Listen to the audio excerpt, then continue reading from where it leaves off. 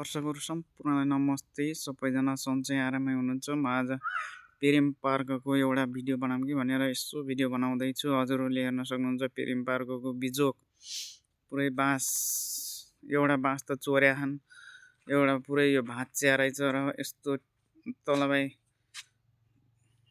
यस्तो भया चाहिँ हेर्न सक्नुहुन्छ यो भाँच्या रहेछ र एउटा बाँसभरि चोर्नै लैगेछन्। यस्तो छन् मान्छे पनि कस्ता हुन्छन् कस्ता। यो त म बियर खाएर फाले खाने हो। पुरै वरिपरि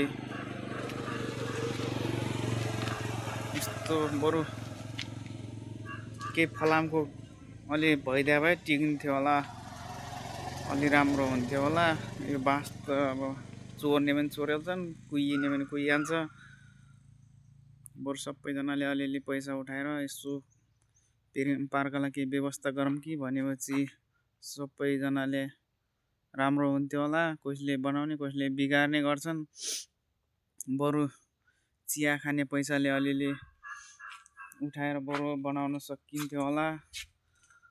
यस्तो राम्रो पश्चिम रोड, यस्तो राम्रो रोड्ने र यस्तो राम्रो बस्ने छ, शीतलो ताप्ने हुन्छ, पानी परेको बेला ओर्लिने हुन्छ। अब कहिले थकाइ लाग्यो एकछिन बसौँ भन्ने हुन्छ। यो भिडियो हेरेर हजुरहरूलाई कस्तो लाग्छ लाइक कमेन्ट सेयर गरिदिनु होला।